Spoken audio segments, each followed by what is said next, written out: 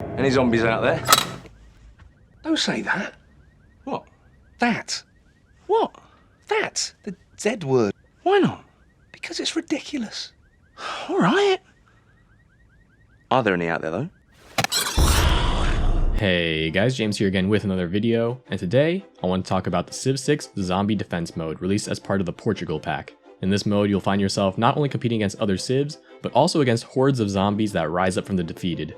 It's time to nut up or shut up, so let's dive into this. In Zombie Defense mode, what is dead may never die. Zombies will spawn throughout, getting stronger and stronger as the game progresses. I was curious how exactly they work, so in addition to some normal games, I also ran some AI only games and a 1v1 against myself to try and understand more about our undead friends. Here's what I learned. Whenever any unit is killed, it has a chance to respawn as a zombie in the next few turns on the tile where it died. If the tile is blocked, it will spawn on a nearby open tile. I could be wrong, but I believe spawns can happen when zombies die too. I'm not so sure what this says about these zombies, but now I'm just imagining them as Russian nesting dolls or something. Quick preface, here and later when I dive into the game's files, I'm taking my best guess at how things work, but the inner machinations of the game are an enigma.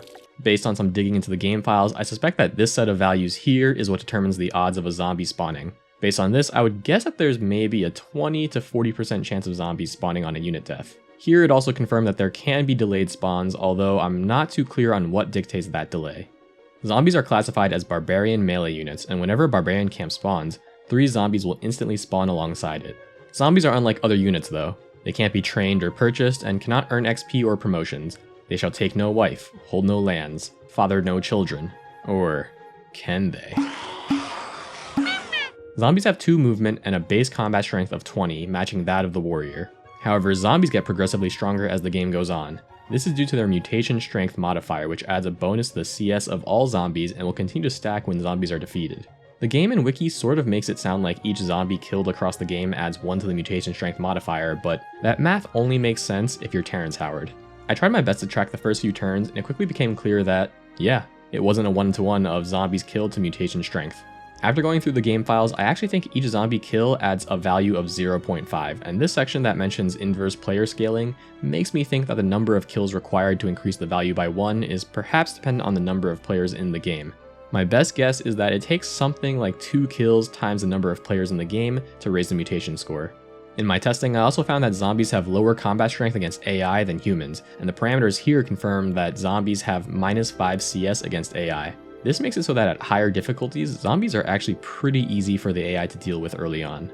Zombies will target the nearest military unit or city. If they get the last hit on a unit, the unit killed will respawn as a zombie the next turn. Zombies have a couple of other moves in their arsenal as well. For example, if they attack a city, they have the ability to reduce the city's population and convert that population into an additional zombie. The chances of this occurring appears to scale based on the city's population as well, as noted in these patch notes. I believe zombies have a similar move that they can perform on districts with defenses as well. There's also a chance of a zombie spawn when you extract an artifact with an archaeologist. I could be wrong, but sometimes zombies even spawn seemingly out of nowhere, although this could just be a delay or from religious units dying my borders and I just didn't notice it or something. Okay, so now that we know how the zombies work, how exactly do you defend against them? Well, first, if you find yourself overwhelmed early, don't panic. Zombies and barbarians in general can't raise original capitals, so my suggestion is to let them wear themselves down and use your units to finish them off. Because of this mechanic, you'll actually end up with a lot of situations like this where an AI is all but defeated. If you can, definitely try to get rid of the barbarian camps as soon as possible. Walls, encampments, and other districts with defenses have increased value, allowing for free attacks and tanking some zombie damage. Walls in particular are a must for any non-capital cities. Even with defenses though, it's probably best to try and keep zombies from even getting to your cities in the first place, as they can multiply quickly with the abilities mentioned before. Ranged units of course have increased usefulness as they can perform damage from afar. If zombies manage to get to them, it definitely won't end well, but the mutation strength modifier makes getting in attacks with no retaliation increasingly valuable as the game goes on. If you can avoid it, try not to let zombies get last hits on your units, as this can quickly snowball out of control. Zombies will not enter water tiles, so if you need, running to the ocean can be a means of survival. Just be careful not to end up on Dead Island. You're also going to want to be very wary when it comes to war. Defensive wars in particular can be devastating, as units dying in your borders can return a few turns later as undead. Interestingly, zombies will actually not attack civilian units at all, which is a bit of an odd design choice. Because of this, you're actually able to use civilians, in particular builders, to act as virtual human shields.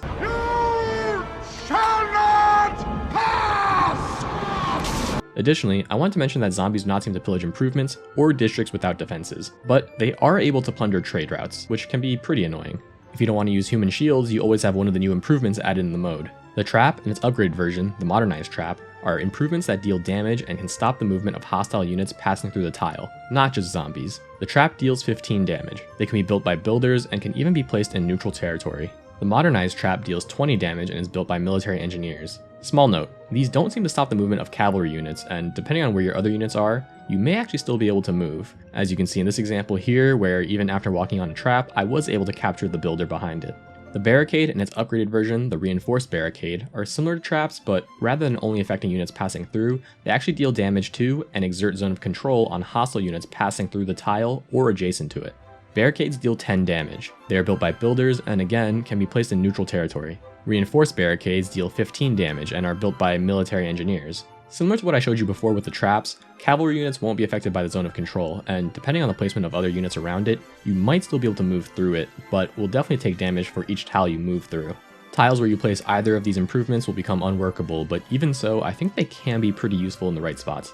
The trap does a little bit more damage and can be useful if you have some clear choke points, but barricades can stack their damage output, so multiple barricades or barricades in conjunction with traps are generally just better. The AI seems to recognize traps and will try to avoid them when possible, which can be useful to manipulate the movements of enemies and allow your ranged units to rain down on them.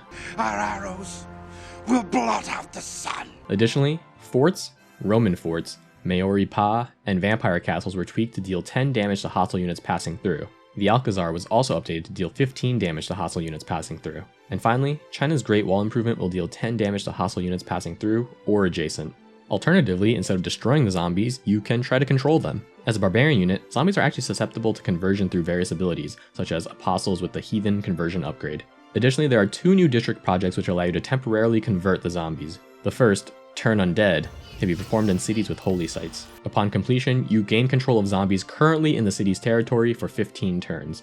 Then, you have the Dark Signal project, which can be performed in cities with campuses and lasts for 30 turns. I think a good strategy is to start putting production into these projects early, switching off of them to continue your normal game, and then switching back in the event you do feel overwhelmed by an outbreak. Just keep in mind that the cost of the project will increase with each use.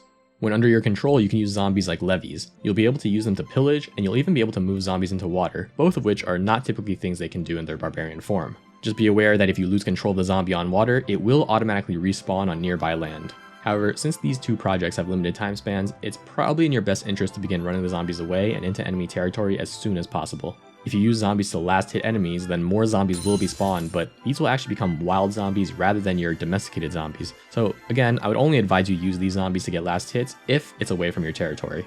Finally, there was an additional spy mission added in the mode, which allows you to perform the Zombie Outbreak mission. The mission states that there's a chance a zombie will be spawned for each tile worked in the city, and based on the game's code, it seems to be a 50-50 chance for each tile. Okay, so I think that's most of the mechanics the mode adds. Here, I just want to close with a few final thoughts on the mode.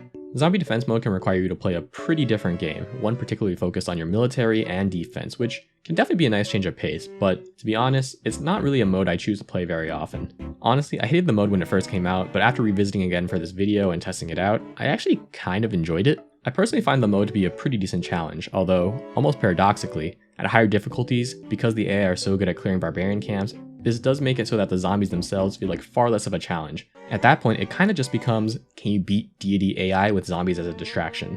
I think there's some great ideas with the mode, and I really like the whole tower defense kind of a style they're trying to go for, but the execution maybe could have used a little bit more work in my opinion. But hey, that's everything I had this time. If you enjoyed the video, please consider clicking some of those buttons, and as always, I hope you have a great rest of your day. Peace.